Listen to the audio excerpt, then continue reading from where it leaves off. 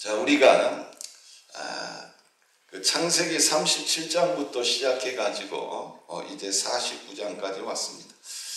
제가 이렇게 하는 이유는 여러분들이 이 요셉이라는 삶, 하나님께서 그렇게 귀하게 사용하셨던 이 요셉이라는 사람의 삶 속에 하나님이 어떻게 역사하셨는가. 우리가 요셉의 꿈 이야기를 다 합니다. 근데 더 이상 요셉이라는 사람에 대해서 잘 알지를 못해요. 그래서 이 요셉이라는 이 인물 속에 하나님께서 어떻게 역사하셔서 이 요셉을 어떻게 이끌어 오셨고 요셉을 통해서 어떤 일을 하셨는지 요셉의 생애를 전체 다 살펴보면서 요셉의 생애에 임한 하나님의 은혜를 같이 살펴보고자 했던 것입니다. 자, 이제는 49장입니다. 49장 내용을 보면 이제 죽음을 앞에 두고 있는 이 야곱이 마지막으로 자녀들을 위해서 축복하는 이런 내용이 기록이 되어져 있습니다. 자, 인생을 떠나기 전에 아버지로서 또 신앙인으로서 자녀들에게 마지막 이러한 유언을 남기고 있습니다. 자, 야곱은 죽기 전에 아들들을 다 부릅니다. 그 단어가 너희는 모이라는 이러한 단어입니다. 자, 야곱이 아들들을 불러서 마지막으로 하고 싶었던 말이 무엇이었을까요? 야곱은 자녀를 불러서 이런 말을 합니다. 너희가 후일에 당할 일을 내가 너희에게 보이리라. 너희가 후일에 당할 일을 내가 너희에게 보이리라. 자, 야곱의 유언은요, 그냥 단순한 유언이 아닙니다. 세상적인 유언이 아닙니다. 많은 사람들이 죽기 전에 자식들에게 하는 그런 일반적인 유언이 아니었다는 것입니다. 야곱은 죽기 전에 마지막까지 자녀들을 축복을 합니다.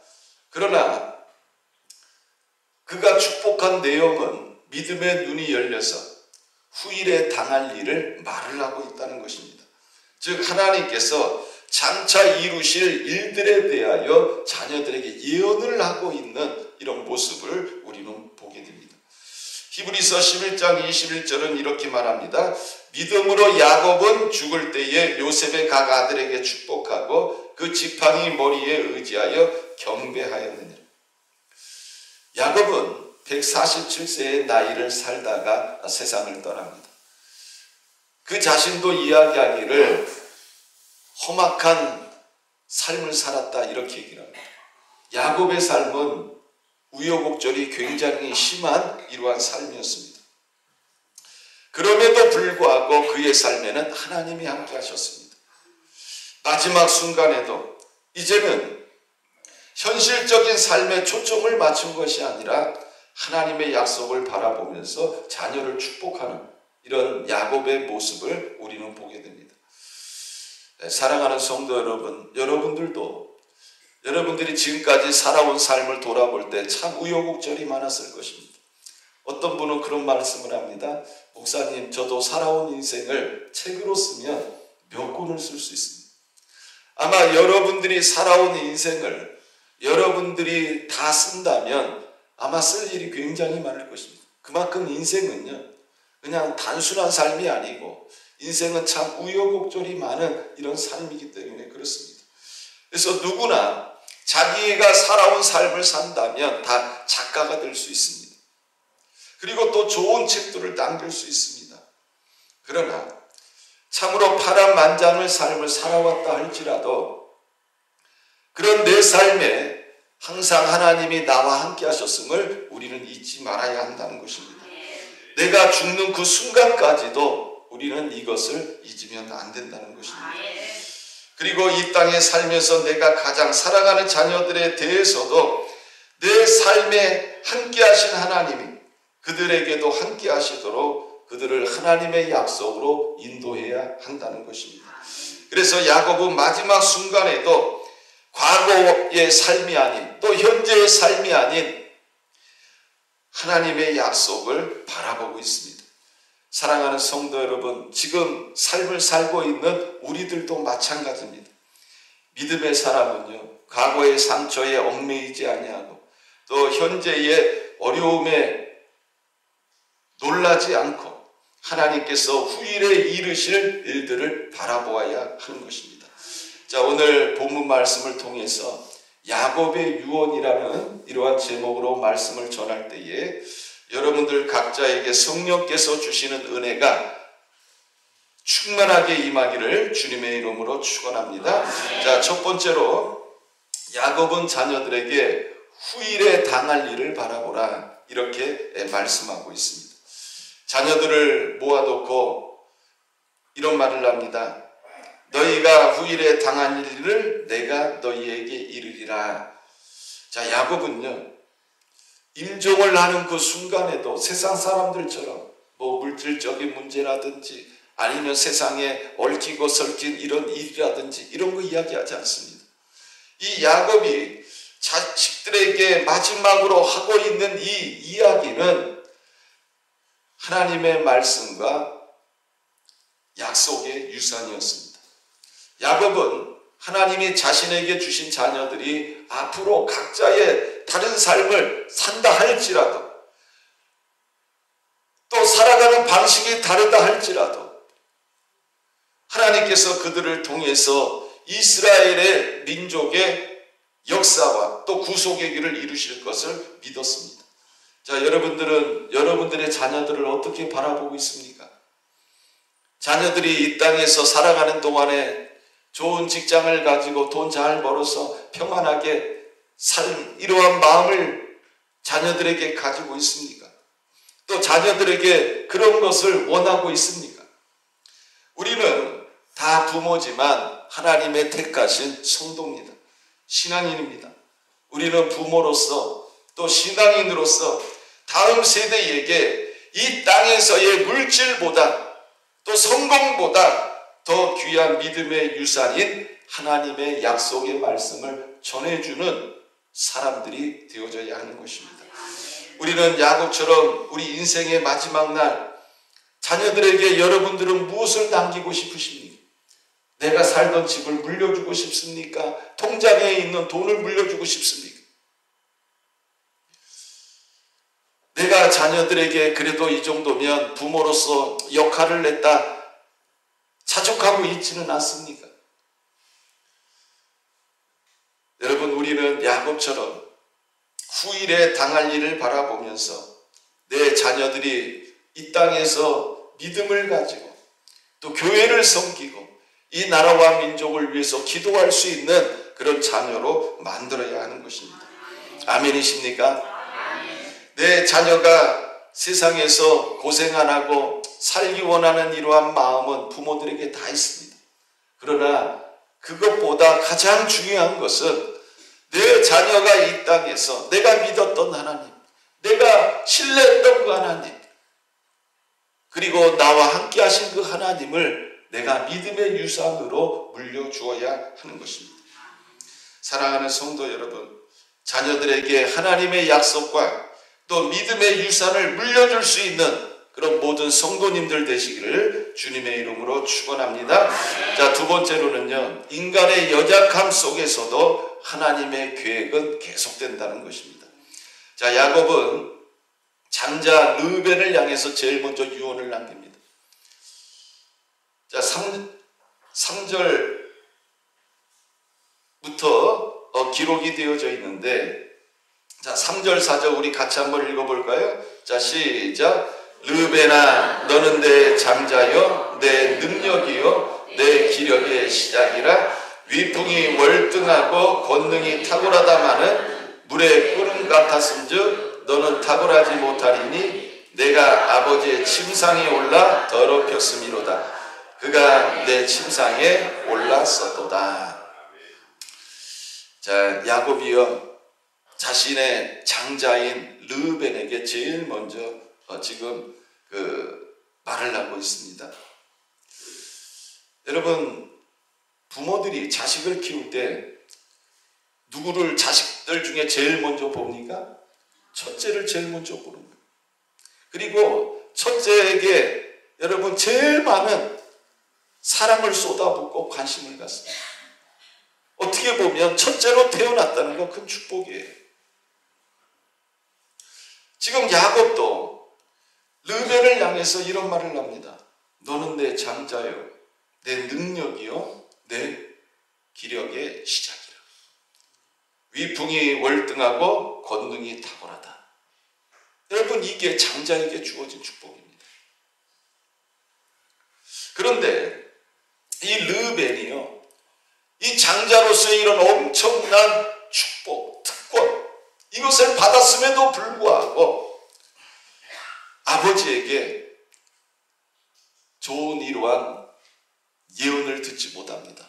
왜 그럴까요? 이 르벤이 아버지의 첩인 비라와 동침을 했기 때문에 그렇습니다. 아버지의 첩을 건드린 거예요. 야곱이 이 말을 다 들었습니다. 그럼에도 불구하고 티를 내지 않아요. 그러다가 이제 야곱이 죽기 직전에 이 르벤을 향해서 예언을 날 때 여러분 그 이야기를 꺼내고 있습니다. 너는 내 장자요, 능력이요, 내 기력의 시작이라. 위풍이 월등하고 권능이 탁월하다마는 물에 끓음 같았다. 그래서 탁월하지 못하리니 내가 아버지의 침상에 올라 더럽혔음이로다. 그가 내 침상에 올라서도다. 이 아버지의 첩인 비라를 건드림으로 말미암아 장자에게 주어진 모든 축복이 다 어떻게 된 거예요? 사라져버린 거예요. 자, 여러분, 안타깝지 않습니까? 에서는 팥죽 한 그릇에 장자권을 팔아버렸어요. 르벤은 그 정욕을 참지 못함으로 인해 가지고 아버지의 첩을 건드렸다가 장자에게 주어진 이 엄청난 축복을 누리지 못했다는 겁니다. 이 장자에게 주어진 축복이 다 사라지게 됐다. 자, 야곱은 이어서 시므온과 레이에게 이렇게 말을 합니다. 자, 우리 5절, 7절인데 같이 한번 읽어볼까요? 시작. 시므온과 레이는 형제요, 그들의 칼은 폭력의 도구로다. 내 영혼아, 그들의 모의에 상관하지 말지어다. 내 영광아, 그들의 집회에 참여하지 말지어다. 그들이 그들의 분노대로 사람을 죽이고 그들의 혈기대로 소의 발목 힘줄을 끊었음이로다. 그 노여움이 혹독하니 저주를 받을 것이요 분기가 맹렬하니 저주를 받을 것이라. 내가 그들을 야곱 중에서 나누며 이스라엘 중에서 흩으리로다. 자, 시므온과 레이는요, 자신의 여동생인 디나가 세겜 주장에게 강간을 당하고 잡혔다는 이러한 말을 듣습니다. 그때 이 끓어오르는 분노를 참지 못했던 거예요. 그래서 세겜 사람들을 잔혹하게 죽입니다. 우리가 생각할 때는 시므온과 레이가 분노한 이것을 거룩한 분노라, 의로운 분노라 이렇게 생각할 줄 모릅니다. 그러나 이 거룩한 분노, 이 의로운 분노도 여러분 하지 말아야 할 것이 있다는 거예요. 근데 지금 이 시므온과 레이는요, 이 야곱이 죽기 직전에 지금 말을 하고 있는데 뭐라고 얘기를 합니까? 그들의 노여움이 혹독하니 저주를 받을 것이. 그들의 혹독함이 너무 지나쳤다는 거예요. 그 노여움이 너무 지나쳤다는 거예요. 그래서 저주를 받을 것이. 그 분기가 맹렬하니 저주를 받을 것이다.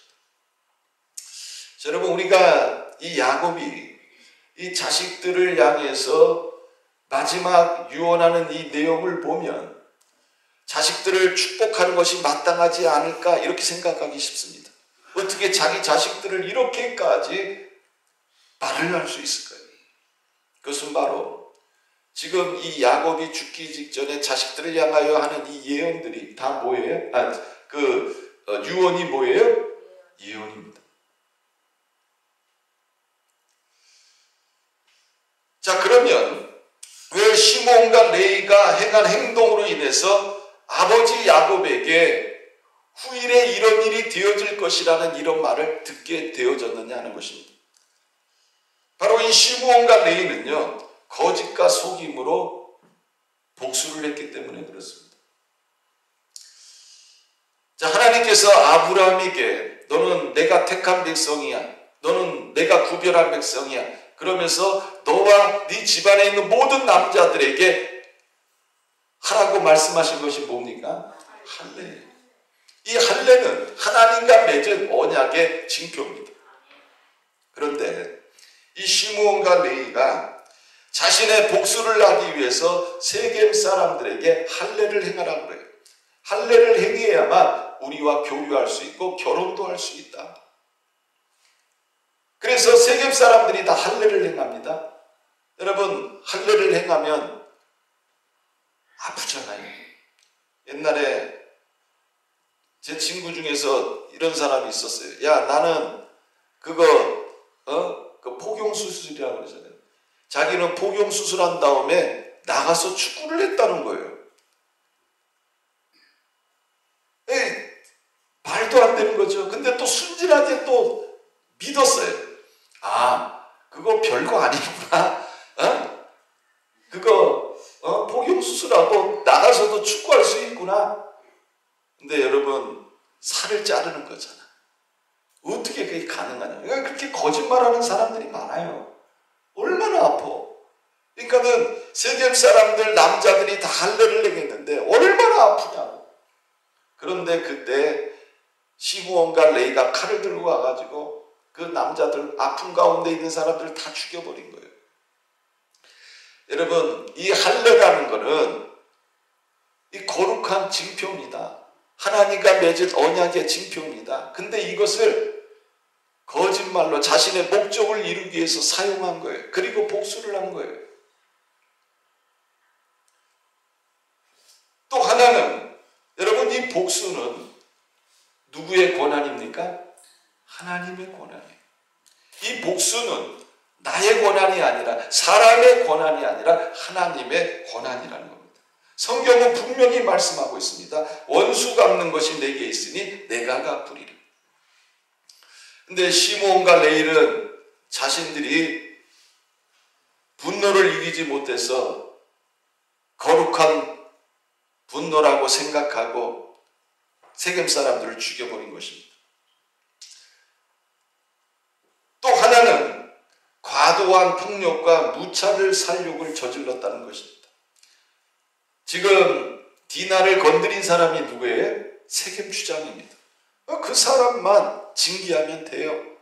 근데 그 사람을 핑계로 해가지고 세겜에 있는 모든 사람들을 다 어떻게 한 거예요? 죽여버린 거예요. 원인 제공자는 한 사람입니다. 그 사람에게만 처벌하면 되는데 그 사람을 핑계로 해서 세겜 사람의 모든 남자를 다 죽였다. 시므온과 레위의 분노는 정의가 아니라 분풀이었다는 것입니다. 또한 가문의 명예를 지킨 것이 아니라 하나님의 이름을 욕되게 했다는 것입니다. 야곱은 나중에 그들을 꾸짖으며 이렇게 말하지요. 그 노여움이 혹독하니.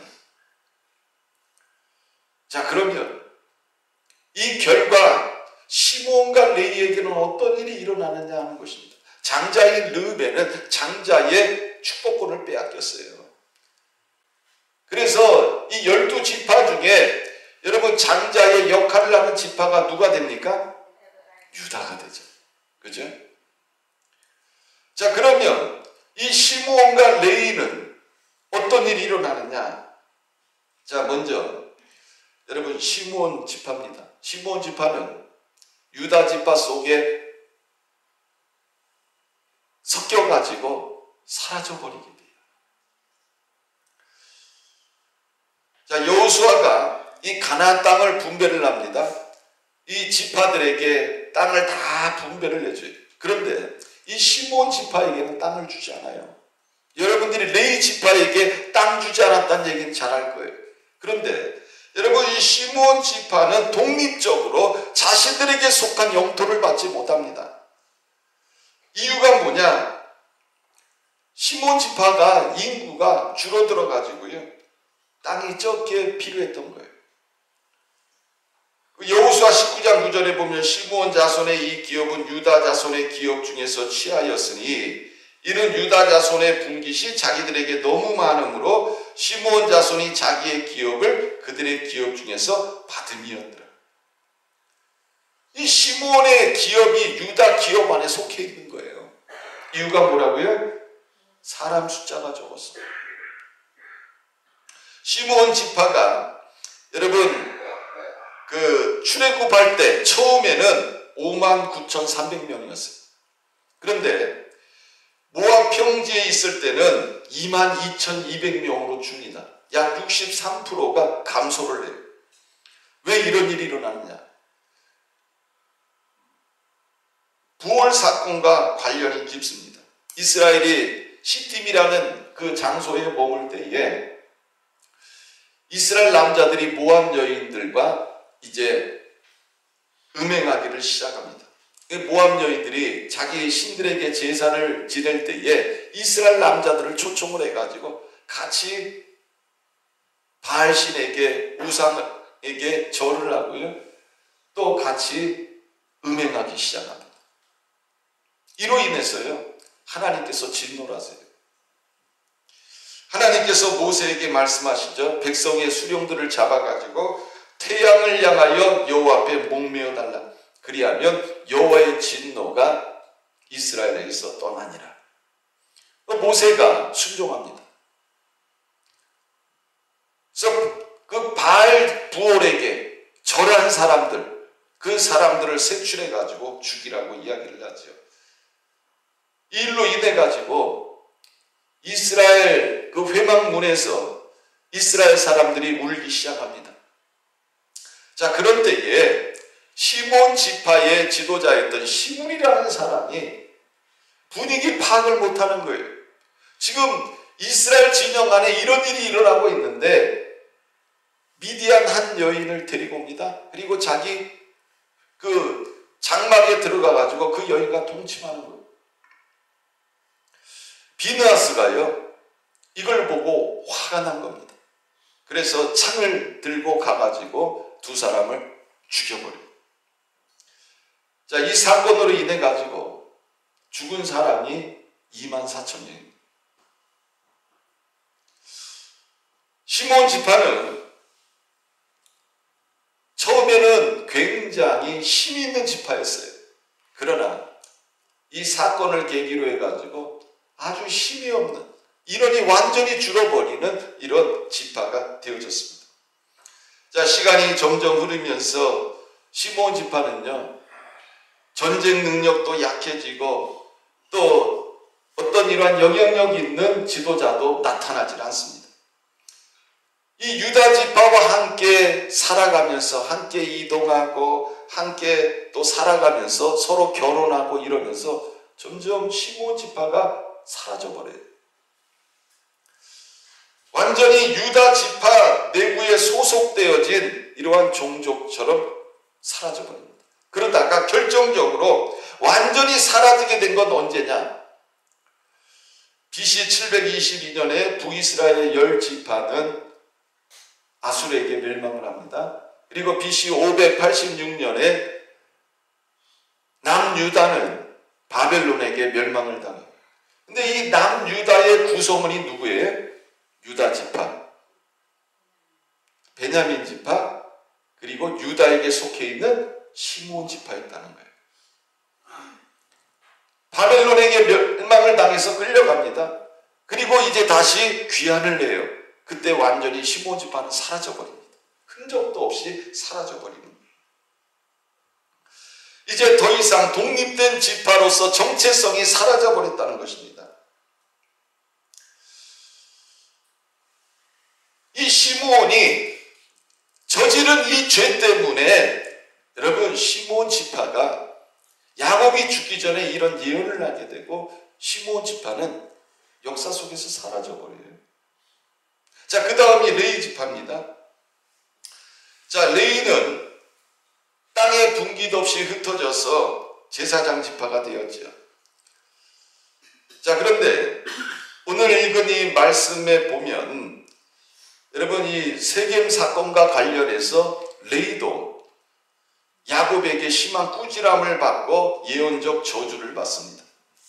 내가 그들을 야곱 중에서 나누며 이스라엘 중에 흩으리로다. 49장 7절에 말씀하고 있습니다. 레위는 흩어지는 삶을 살게 되는 거예요. 다른 지파들은 모여서 사는데 레위는 흩어져서 살게 됩니다. 자, 레위 지파는 그래서 어떻게 되는 거예요? 독립된 지파로서 영토를 분배받지 못해요. 이스라엘에 48개 성읍이 있었는데 레위 지파들이 48개 성읍으로 다 흩어져 살게 됩니다. 그리고 야곱의 말은 정확하게 성취가 되어집니다. 자, 그런데 레위 지파에게는 반전이 일어납니다. 자, 어떤 반전이냐? 출애굽기 32장에 보면 금송아지 사건이 나옵니다. 모세가 시내산에 올라가 있을 때 그 밑에 있던 그 이스라엘 백성들이 모세가 내려오질 않으니까 아론에게 찾아가 가지고 야, 모세가 안 내려와. 그러니까 우리를 여기까지 인도해 준 그 신을 만들어. 이런 부탁을 하죠. 그랬더니 아론이 뭐라고 그래요? 야, 니들 금고리, 목걸이 다 가져오라고. 그래가지고 그거 받아서 어떡합니까? 금송아지를 만들어. 그러면서 뭐라고 그래요? 이 금송아지가 너희를 애굽에서 인도하여 낸 하나님이다. 참 기가 막힌 거예요. 하나님이여 모세에게 모세야 빨리 내려가라.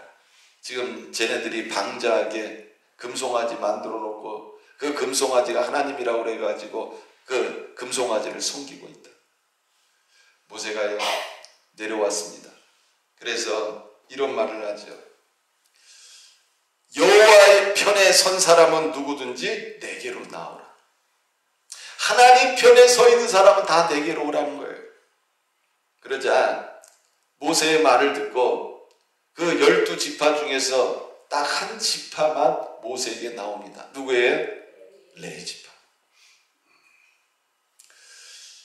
모세가 너희들은 칼을 들어서 저 우상을 숭배한 저들을 치라고 합니다.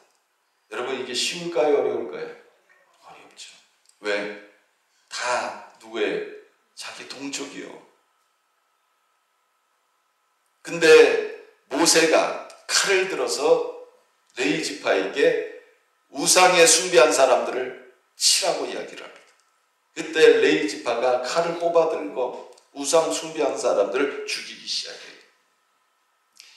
이날 죽은 사람들의 숫자가 몇 명입니까? 약 3,000명 정도가 죽임을 당합니다.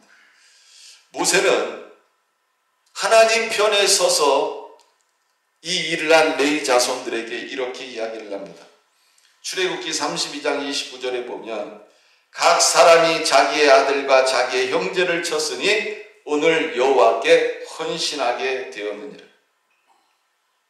이 헌신으로 인해서 레위 지파에게 반전이 일어납니다. 자, 어떤 반전이냐? 하나님께서 레위 지파를 제사장 지파로 세운 거예요. 무슨 지파로 세웠다고요? 제사장 지파로 세우셨다. 야곱이 이 레위 지파에게 한 저주는 그대로 성취되었습니다. 그러나 여러분, 반전이 일어났다는 거예요. 레위가 하나님 편에 섬으로 인해서 그 저주받는 삶을 사는 가운데서 하나님의 축복이 임한 거예요. 그 축복이 뭐예요? 제사장 지파가 되었다. 그래서 저주는 그대로 성취되었지만 그 성취가 축복으로 바뀌는 역사가 일어난 거예요. 레위 지파는 이 저주로 말미암아 48개의 성에 흩어져 살았는데 오히려 제사장 지파가 됨으로 인해서 48개 성에서 제사장의 역할을 담당하는 이런 축복을 받게 되어졌다는 것입니다. 결론적으로 저주 그대로 레위는 땅의 기업을 받지 못하고 이스라엘 각 지파에 흩어져 살게 됩니다. 그러나 하나님의 은혜로 반전이 일어나서 흩어져 살고 있는 그 지역 안에서 제사장의 직분을 감당하는 지파가 되었다. 그래서 그들은 이 땅에서는 땅의 기업을 받지 못했지만 여러분, 그들이 받은 기업이 누구예요? 하나님. 누구라고요? 하나님. 여호와가 그들의 기업이 됩니다. 놀랍죠?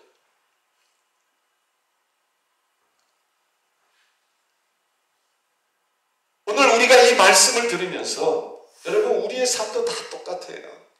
우리도 죄도 많고 하나님 앞에 내세우지 못할 것도 많아요. 그러나 여러분 우리가 하나님 앞에 헌신함으로 하나님께서 우리를 부르실 때 내가 순종함으로 여러분 우리에게도 반전의 역사가 일어나는 줄 믿으시길 바랍니다. 야곱은 이제 자신이 죽기 전에 이렇게 자식들을 위해서 예언을 합니다. 그런데 이 예언하는 내용을 보면 참 우리가 듣기에 불편한 이런 내용들도 많아요. 그죠? 아들들이 지은 죄들 그거요 참 숨기고 싶었을 거예요. 그런데 숨기지 않습니다. 다 드러냅니다. 왜 그럴까요? 여러분 하나님의 축복은 인간의 행위가 아니라 하나님의 공의와 계획 위에 세워지기 때문에 그런 것입니다. 여러분 우리 역시도 실패할 때가 많아요. 죄 지을 때가 많아요. 그럼에도 불구하고 하나님은 그분의 약속을 포기하지 않는다는 것입니다. 하나님은 어떻게 보면 인간의 연약함을 통해서도 하나님은 하나님의 구속사가 계속적으로 이어지도록 하나님께서 일하고 역사하시는 것을 우리는 보게 됩니다. 이제 결론을 맺습니다. 야곱의 마지막은요 참 아름답습니다. 그는 죽음을 두려워하지 않습니다. 그의 눈앞의 현실보다 하나님께서 이루실 미래를 바라보고 있습니다. 후일에 당할 일, 이것은 단지 아들들의 장래가 아니라 하나님의 구속의 계획과 메시아의 약속을 의미하고 있습니다. 어떻게 보면 야곱은 이 땅에서 참 비열하고 실패한 이러한 삶같이 보여집니다. 그러나 마지막에는요 그의 모습이 어떻게 변화되어져 있습니까? 믿음으로 자녀를 축복하고 하나님의 언약을 붙잡고 있는 이런 신실한 아름다운 성도의 모습으로 서 있는 것을 우리는 발견하게 됩니다. 여러분 우리가 인생을 살면서 우리도 실패할 때도 있고 처질 때도 있습니다. 그러나 계속해서 그 자리에 머물면 안 된다는 것입니다. 우리는 내가 하나님 나라 가기 직전에 나의 모습은 어떤 모습으로 내가 서 있어야 되는가? 바로 야곱과 같은 이런 모습으로 우리는 하나님 앞에 서 있어야 되는 것입니다. 그럴 때 여러분 내 그 믿음을 통해서 자녀들이 변화를 받고 자녀들이 이 땅에서 믿음의 이러한 유산을 상속받게 되는 것입니다. 여러분들 이제 남은 여생 어떻게 사시렵니까? 야곱처럼 하나님과 동행하는 삶을 통해서 변화되어진 여러분들을 통해서 자녀들에게도 믿음이 흘러가고 신앙이 흘러가서 그들도 이 땅에서 하나님의 기업을 누리며 살아갈 수 있는 그런 자녀들이 될 수 있도록 우리가 믿음의 사람으로 서 있어야 되는 것입니다.